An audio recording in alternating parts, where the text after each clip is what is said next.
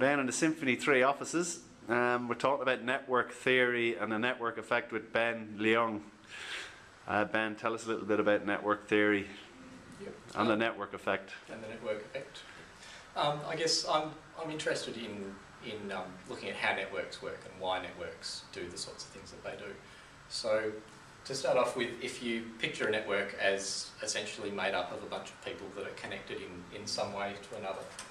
I'm going to start drawing things up on the whiteboard. So you have a couple of people. There's a connection of some sort between those. Networks are made up of a bunch of people who are all connected in various different ways. Yeah. So, to start off with, networks are useful for contacting a wider range of people because they connect you to people who are outside of your immediate personal contacts. If this person wants to contact this person, they may not actually have any direct line of communications with each other, but there are a few other steps that you can take, which will still get you... Traditional 6 degrees of separation? Yep, your small world, 6 degrees of separation. The idea that through particularly influential people you can get connected into groups.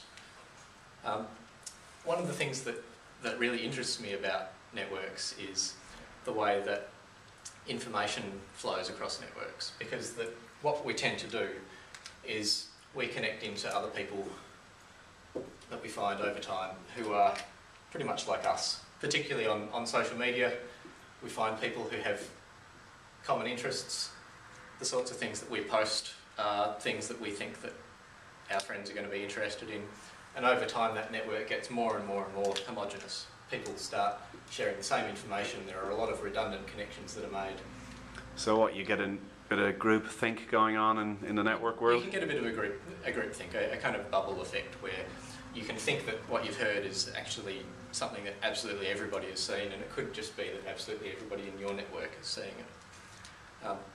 Some of the theory behind this talks about structural holes, places where there'll be a bunch of knowledge in one group, there'll be a different group of knowledge somewhere else, and between the two they don't actually have very many ways to bridge that. So the way that you bridge that, if you've got another network which is also really closely tied into one another, these are people in a different company, different organisation, they all know pretty similar things to each other, but they know different things to what you do. Yep. So you find people that actually connect across, and sometimes you'll end up with an organisation that happens to have one or two really good networkers in it, and they're the people who are part of lots of different networks. Yep. So for this person, they play a really important role in their own network and in the others. Yes. They're a broker of information.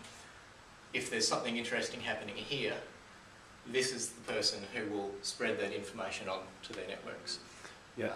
So I think it's part of the reason why the people who seem to do really well on social media sites are the ones who are generous with information. They're the ones who are constantly keeping an eye on a wide range of information that's coming in. But they're also prepared to retweet things on Twitter, they'll share things on Facebook, they'll say, this is a thing that I thought was interesting, there's a lot of other people I'm connected to who have similar interests to me, so I'll pass that on to them.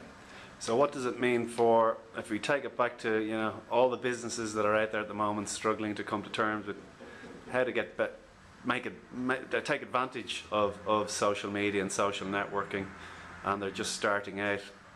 How do they take advantage of this theory? What should they be looking for in their own business? What are the key characteristics of some of those people that are the connectors? And how do they get started in tapping into their networks, or allowing everybody to tap into their networks? I think a good place to start is thinking of social media and the contacts that you make on social media as an information resource. Yep. Try and find people that are working in the same sort of industry to begin with, so that you can make sure you get that density of information. You can rely on the list on Twitter or the group that you're in on LinkedIn to be reliably bringing you valuable information for your business. But also be aware of that that bubble effect. Don't only connect to people that have a particular industry type. Yep. Don't only connect to people that are exactly like you, because that over time you'll find that some major things that are happening elsewhere in the rest of the world completely pass you by, and you don't find out about them until a week later. Yeah, yeah. Because that eventually, after you've built up a lot of connections in your network, you want to start looking at branching out into other places. Yeah. From an innovation point of view, all the really interesting stuff happens when people who wouldn't ordinarily cross paths start talking to one another. Yeah. People with different departments in the same organisation, different departments in a university. When there's a problem that you've got and the other people that you work with have been trying to solve it using the same set of methods for a long time, and you start talking to somebody who's got a completely different perspective, a different area of expertise, and they say, oh, that sounds a lot like something we finished 6 months ago. That's when you start getting things becoming useful. So businesses, I know businesses will want to know how they can apply this to business development. Do you think the theory still applies in terms of developing business and I guess ultimately sales?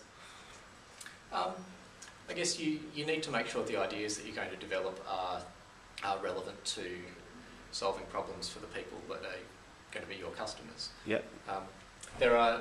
The value of an idea has a lot to do with where that idea is located and who's using it. So there may be things that aren't very valuable out here that address some problem that they don't actually have any major issues with, that in this network could be amazingly valuable because they could be groundbreaking, they could be helping design a new product. So if you've got a connector, someone connected into some part of industry that's developing knowledge that's of value to your customers, then that person can become incredibly valuable in terms of adding value to your customers. You want to make sure that there are enough people that are in your organisation who are keeping that diverse range of contacts to keep information coming in as well as putting your company's information out. But this part is also important because you want to make sure that it's not that person who actually has more in common with the other networks than they have with anybody in your own company. You want to make sure that everybody else in your company is able to stay within 1 or 2 degrees of separation of that person. Yes. So that then when that information comes in, it doesn't end with them.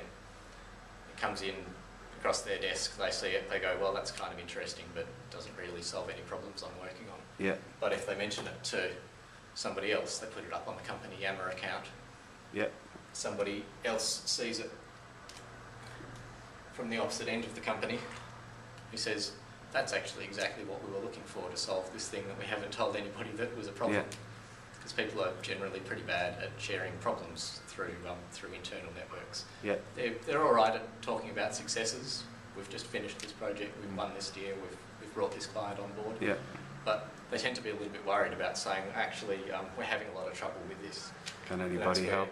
Internal comms can be really useful because if you've got an environment where it's a safe environment, it's okay to actually speak up and say, does anybody know how to handle pivot tables in Excel, to take an RMIT example. Somebody else in the organisation can go, oh, actually, I'm an enormous spreadsheet geek. Yeah. I'm happy to come and run a lunchtime session for you on that. Yeah, we've seen that example in some of our Yammer networks, certainly. We've seen that in a few networks now, where there are clusters of expertise that are in the organisation, but until other people make them relevant, the people who have that expertise don't realise that they know things that are really valuable to everybody else in the organisation. Great, well thanks for that.